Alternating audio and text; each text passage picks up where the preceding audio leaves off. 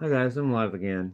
Um, I want to do a video right now on the math and conspiracy of time, the way we see it and calculate it. And I know math. I went to college. Plus, I've studied the Bible and I've studied, uh, you know, conspiracy books and also satanic stuff. So I'm well versed in things.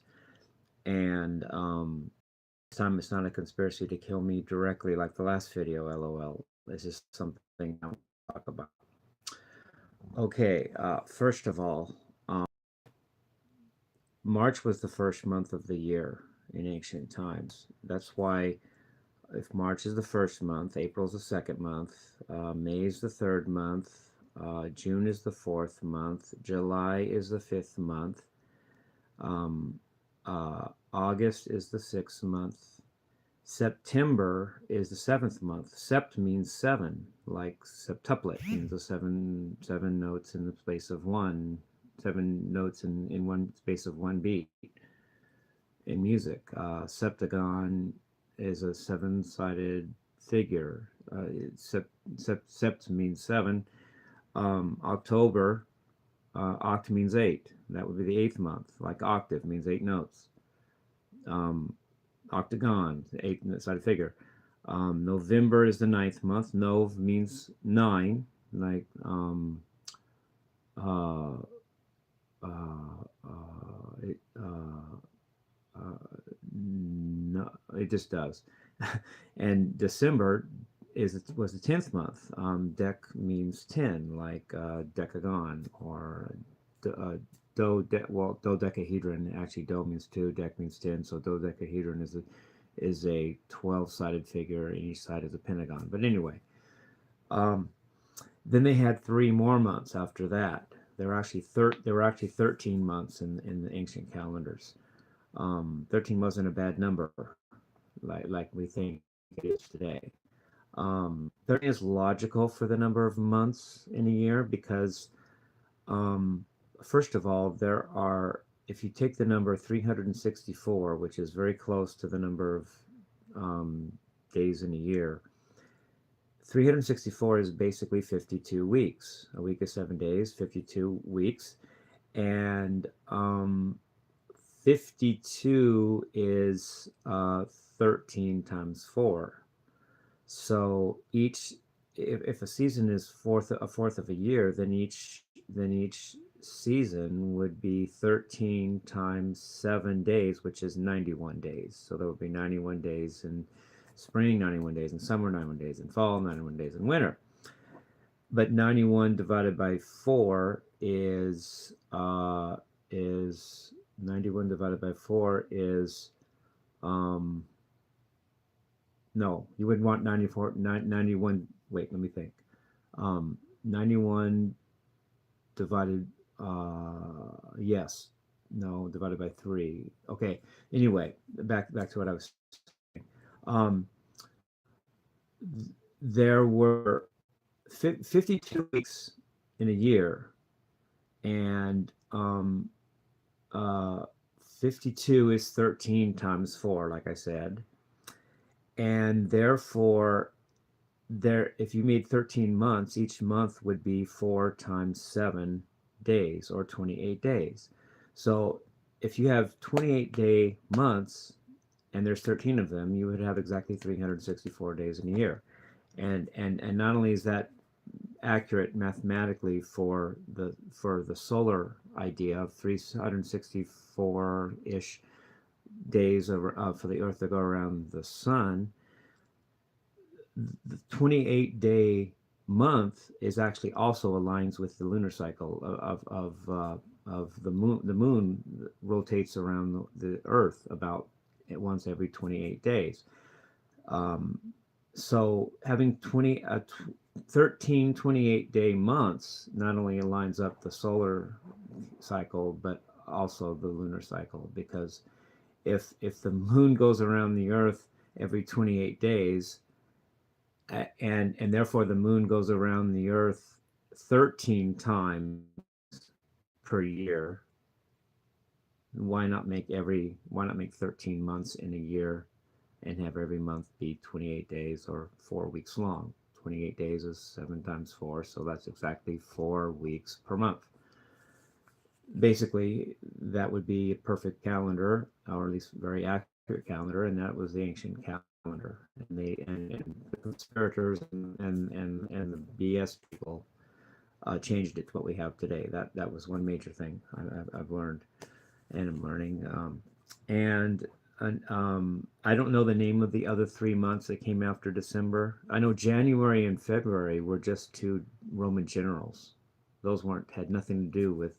I think they were Roman, yeah. Nothing to do with time. They just were honored in the time of the Gregorian calendar when it started this new thing. And so why not name the first? Why not first of all not make March the first month? Why not make it the third month? LOL. Make the first 2 months names of our Roman generals, and then have 12 months instead of 13, and the whole thing is screwed up like it is today.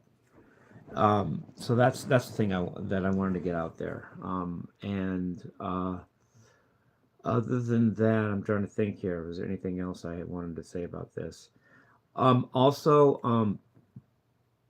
within religious circles, people started celebrating the first day of the week, which is Sunday, instead of the seventh day, which always has been Saturday. Look on the calendar. If the Bible says to rest on the seventh day, it would not be saying to rest on Sunday. There's no calendar where Sunday is the seventh day. Sunday's always the first day of the week. So you had 4 Sabbaths per month because there were 4 weeks per month, and those Sabbaths were not on Sunday but on Saturday. So they changed the number of months in the year, the number of days in the month, almost by definition, because you change the number of months, you're going to change the number of days in the month. Okay, there's that. And they changed the day that we're supposed to rest according to the Bible. And the final note that I alluded to right a second ago is that 13 was not a bad number then. I mean, who says 13? First of all,